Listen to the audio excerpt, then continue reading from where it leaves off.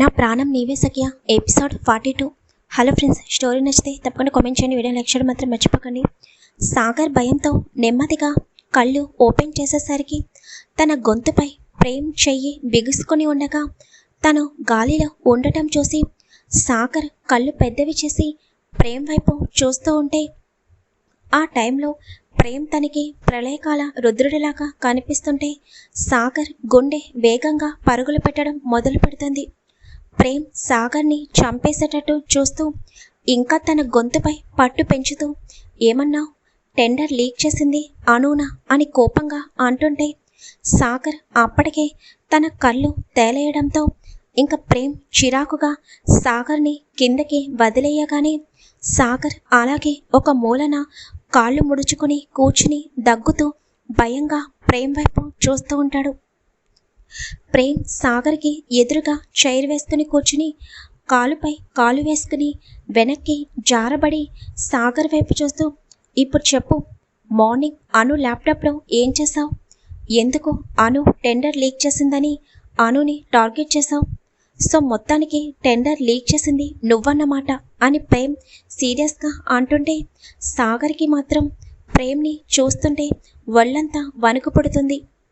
సాగర్ నుండి ఎటువంటి ఆన్సర్ రాకపోయేసరికి ప్రేమ్ కోపంగా ఒక్కసారిగా పైకి లేచి కోపంతో తన చైర్ని వెనక్కి తన్ని స్పీకౌట్ అని గట్టిగా అరిచేసరికి సాగర్ గుండె ఒక క్షణం ఆగి కొట్టుకున్నట్టు అనిపిస్తుంటే భయంగా ప్రేమ్ వైపు చూస్తూ ఉంటాడు. నీ దగ్గర నుండి ఆన్సర్ రాలేదనుకో అని అంటూ ప్రేమ్ తన బెల్ట్ తీసి మళ్ళీ సాగర్కి ఎదురుగా ఉన్న చైర్లో కూర్చుని ఆ బెల్ట్ని తన చేతికి చుట్టుకుంటూ చూడు, నేను నా కోపాన్ని చాలా వరకు కంట్రోల్ చేసుకుంటూ అడుగుతున్నాను. నాకు నీ దగ్గర నుండి ఆన్సర్ రావాల్సింది. ఎవరున్నారు నీ వెనుక? ఎందుకు అనుని టార్గెట్ చేసావు చెప్పు అని ప్రేమ్ కోపంగా అడిగేసరికి ఏం చెప్పాలరా దేవుడా, ఇప్పుడు ఆ రోహిత్ పేరు చెప్తే ఆ రోహిత్ చంపేస్తాడు. అలా అని ఏమీ చెప్పకపోతే ఈ ప్రేమ్ ఇప్పుడే నన్ను పైకి పార్సల్ చేసేస్తాడు. ముందు నుయ్యి వెనుక గొయ్యిలాగా ఉంది నా పరిస్థితి. ఇప్పుడు ఏం చేయాలి? ఈ ప్రేమ్ నుండి ఎలా తప్పించుకోవాలి అని సాగర్ మనసులో భయంగా అనుకుంటూ ఉండగా పోనీలేని బెల్ట్ తీశాను. నీకు ఇలా కాదు, నువ్వు బెల్ట్ని చూస్తే ఎందుకు సమాధానం చెప్తావు? గన్నను చూస్తే అప్పుడు సమాధానం చెప్తావు. నా గన్నకి లైసెన్స్ కూడా ఉంది అని ప్రేమ్ చైర్లో నుండి లేవపోతే వద్దు ప్రేమ్ సార్, మీకు ఆన్సర్ చెప్తాను అని సాగర్ భయంగా అంటుంటే చెప్పు అని సీరియస్గా అంటాడు ప్రేమ్. అది ఆ టెండర్ లీక్ చేసింది నేనే సార్ అని సాగర్ చెప్పగానే ప్రేమ్ చేతి పిడికిలి గట్టిగా బిగుసుకుంటుంది.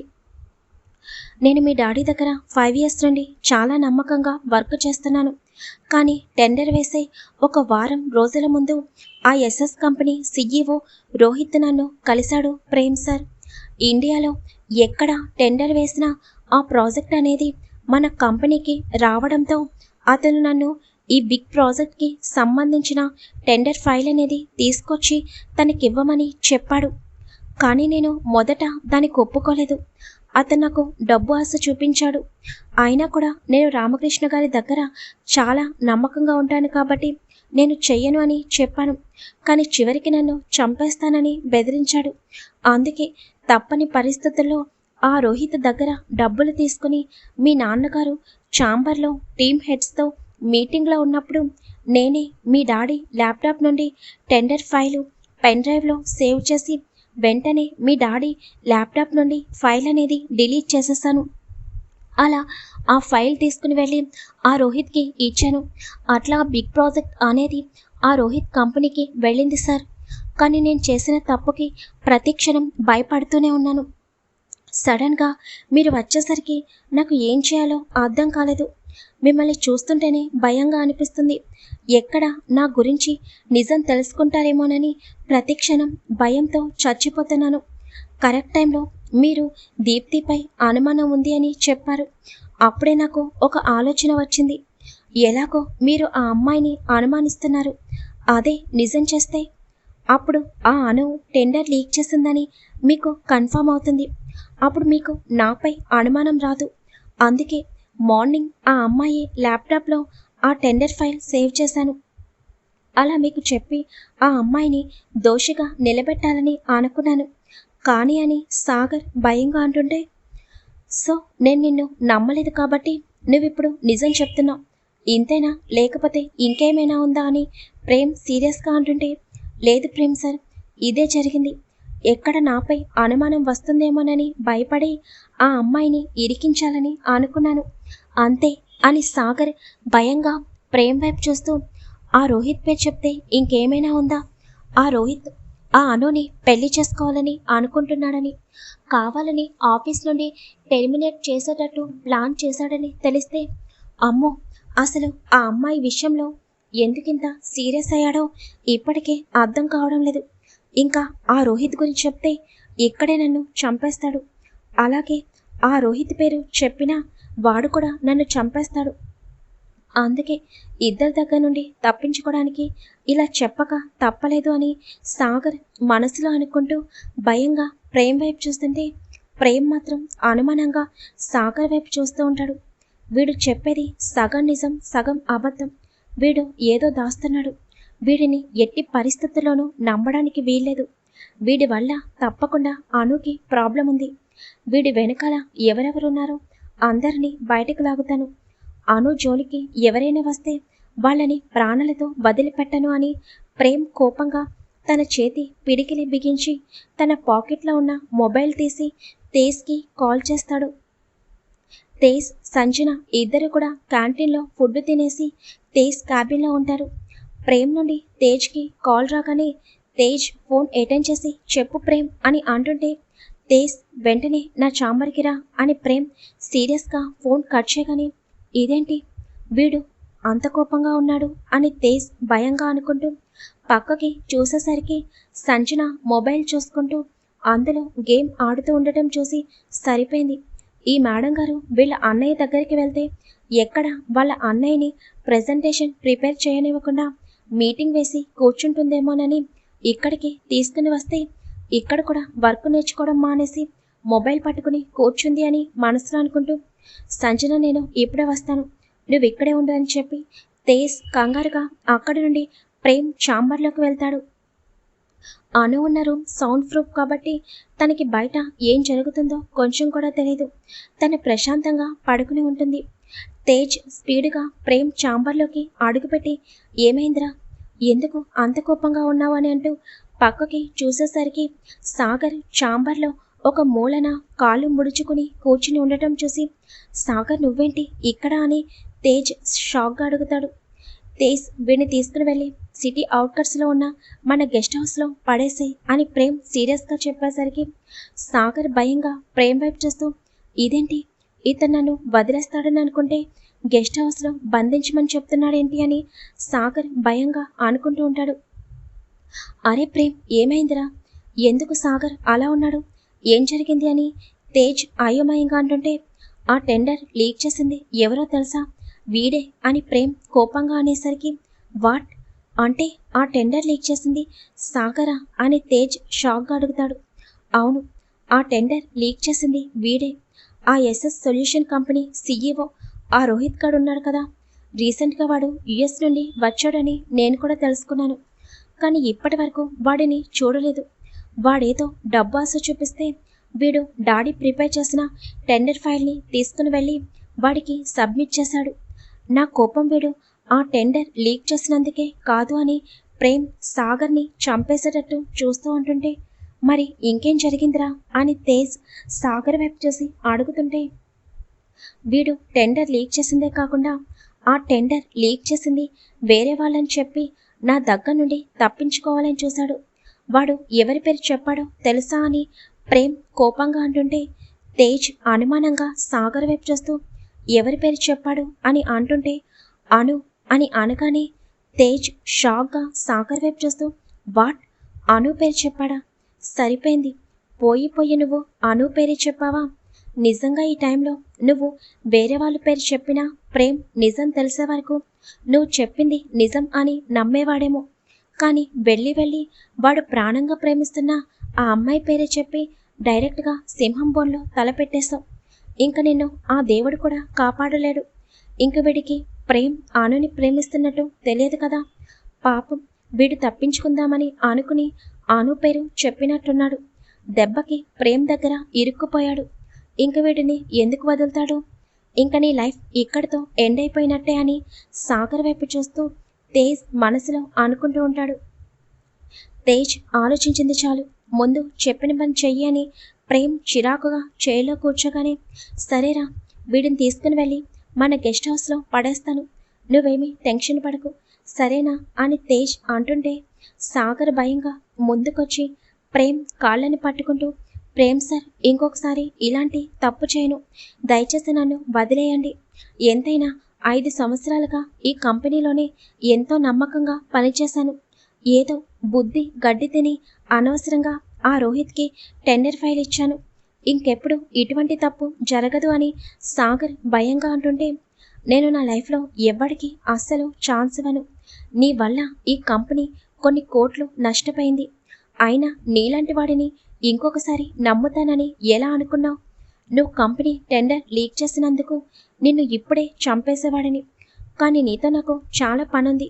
తేజ్ వాడిని తీసుకుని వెళ్ళు అని సీరియస్గా చెప్పేసరికి, సరేరా అని తేజ్ ముందుకి అడుగులు వేస్తుంటే, వద్దు తేజ్ సార్, ప్లీజ్ మీరైనా చెప్పండి అని సాగర్ ఏడుస్తూ అంటుంటే, నేను చెప్పినా వాడు వినడు అని తేజ్ చిరాకుగా అంటూ ఛాంబర్ మొత్తం చూస్తూ ఉంటాడు.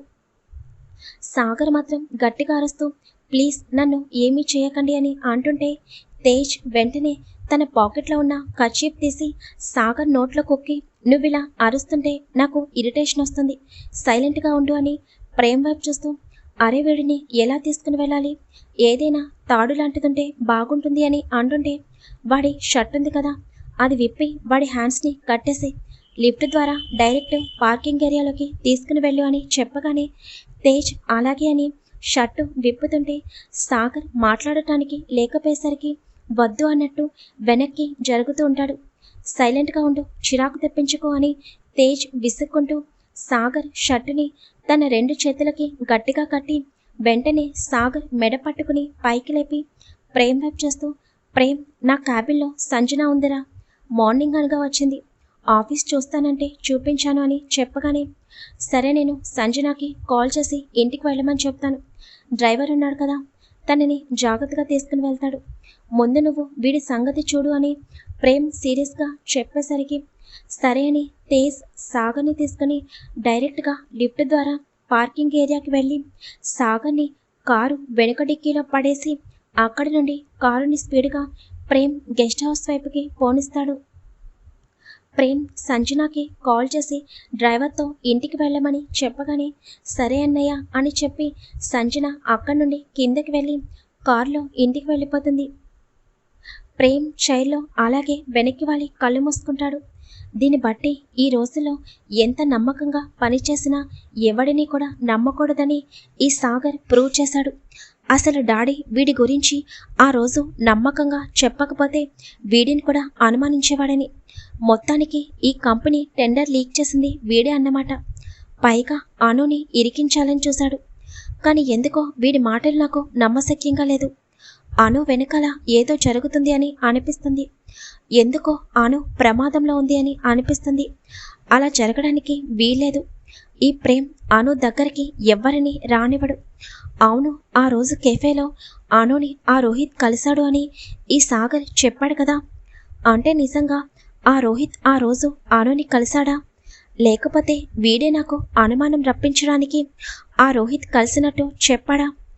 లేదు, ఒకసారి నేను కన్ఫర్మ్ చేసుకోవాలి. ఇదంతా ఎందుకు, ఒకసారి అనుని ఆ రోహిత్ గురించి అడిగితే తెలిసిపోతుంది కదా. అను లేచిన తర్వాత ఆ రోహిత్ గురించి అడగాలి అని ప్రేమ్ వెంటనే రూమ్లోకి వెళ్ళి చూడగా అను బెడ్పై ప్రశాంతంగా పడుకుని ఉండటం చూడగానే ప్రేమ్ పెదవులు అందంగా విచ్చుకుంటాయి. ప్రేమ్ వెళ్ళి అను పక్కన కూర్చుని, వాడు నీ పేరు చెప్పగానే ఎంత కోపం వచ్చిందో తెలుసా అను? అక్కడికక్కడే వాడిని చంపేయాలన్నంత కోపం వచ్చింది. ఒకవేళ నిజంగా నేను నీ గురించి తెలుసుకోకపోయి ఉండుంటే, వాడు నువ్వే టెండర్ లీక్ చేసిందని చెప్పుంటే, అప్పుడు అనవసరంగా వాడి మాటల్ని నమ్మి నిన్ను చాలా బాధ పెట్టేవాడిని కదరా. అలా జరగకుండా ముందుగానే నీ గురించి పూర్తిగా తెలుసుకోగలిగాను. నీ గురించి నాకు తెలీదా? ఎప్పుడు కూడా ఎవరి గురించి తప్పుగా ఆలోచించే మనస్తత్వం నీది కాదు. నువ్వు తప్పు చేశావని నా మైండ్ చెప్తున్నా, నువ్వు తప్పు చేయలేదని ప్రతి క్షణం నా మనసు హెచ్చరిస్తూనే ఉంది. ఎందుకో నా మనసు నువ్వు ప్రమాదంలో పడబోతున్నావని చెప్తుంది. అందుకే నిన్ను ఒక క్షణం కూడా ఒంటరిగా అస్సలు వదలను అని ప్రేమ్కి తన మనసంతా చాలా చిరాకుగా అనిపించడం వలన నెమ్మదిగా అనుకి కొంచెం దూరంగా బెడ్పై పడుకుని అలాగే అనుని చూస్తూ ఉంటాడు. నిన్ను చూస్తూ ఉంటే చాలు, చాలా వరకు నాకు రిలీఫ్గా అనిపిస్తూ ఉంటుంది. నేను ఇండియాకి వచ్చిన మొదటి రోజే నాకు తెలియని ఫీలింగ్ కలిగింది. అప్పుడే ఆ క్షణమే నిన్ను నేను చూసింది. ఆ రోజు ఆ రౌడీలు నిన్ను ఏడిపిస్తున్నారని, వాడు నిన్ను టచ్ చేయడానికి చూశాడని వాళ్ళని మళ్ళీ లేవకుండా కొట్టాను. అప్పుడే నువ్వు నా మనసులోకి వచ్చేసావేమో అను. నేను తెలుసుకోలేకపోయాను. ఇప్పటి వరకు ఎప్పుడు ఏ అమ్మాయి గురించి కూడా ఆలోచించాను నేను. అలా ఎలా నీ ఫ్లాట్కి ఎదురు ఫ్లాట్గా తీసుకున్నానో ఇప్పటికీ కూడా అర్థం కావడం లేదు. ఎందుకంటే ప్రతి క్షణం నా మనసు నీకు దగ్గరవ్వమని హెచ్చరిస్తోంది. కానీ అది నీపై కోపంతో అనుకున్నాను. ఎప్పుడు ఎవరిని ఫాలో చేయను నేను.